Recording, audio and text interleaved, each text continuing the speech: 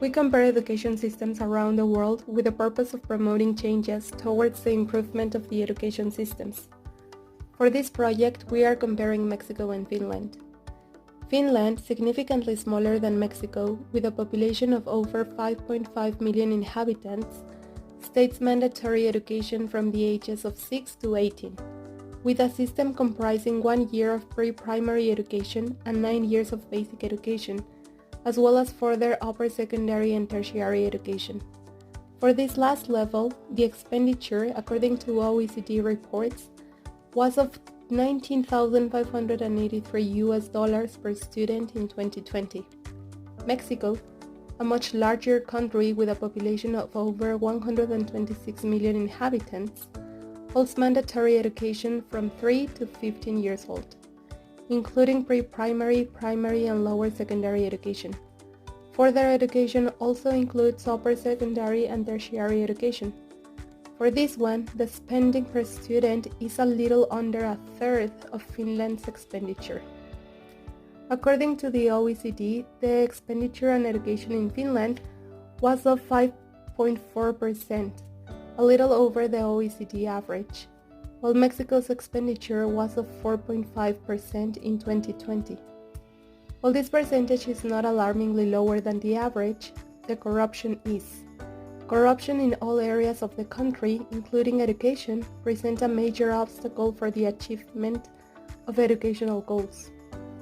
According to Transparency International, the index for corruption perceived in Mexico is of 31 out of 100. Further comparison leads to academic results. On the last PISA 2022 test report, Mexico scored below average in the 3 subjects, reading, mathematics, and science, and reported a drop from the previous 2018 results. Similarly, Finland results dropped from the 2018 test. However, their results continue to be above average. There are many differences between both systems. For example, the Finnish education system is decentralized, where the schools work independently, guided by the national goals and curriculum, but they are free to work towards those goals using the strategies and the materials that they see fit. However, in Mexico, while the states can act somehow independently, they still have to follow the national curriculum and they have to use the federal textbooks. Another important difference is regarding private schooling.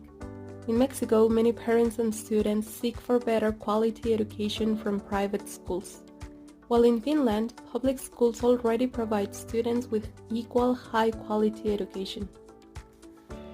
One last major difference is on the realm of teachers' value and credentials. Teachers in Finland are expected to have great subject matter knowledge as well as pedagogical content knowledge.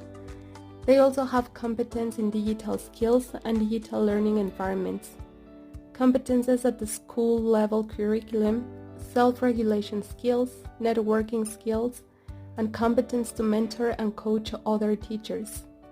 All of these and other characteristics are particularly important because the system in Finland is based on trust. Therefore, the teachers are to be trusted with the competence to plan and teach under high-quality standards. So how can Mexico's education system improve from the best practices learned from Finland? First, by setting a system based on trust among the different stakeholders, including schools, teachers, parents, and educational authorities. However, we must not believe that this can be accomplished shortly. A lot of work needs to be done, but a good starting point could be seeking the active participation of all stakeholders in the decision-making process.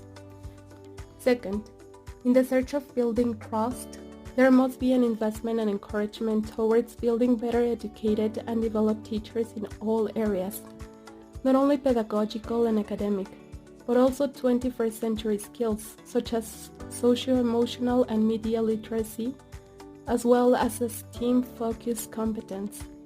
Lastly, going back to the beginning of the video, the purpose of comparing is to find ways that help improve education for all. One final recommendation is to focus on students' active learning.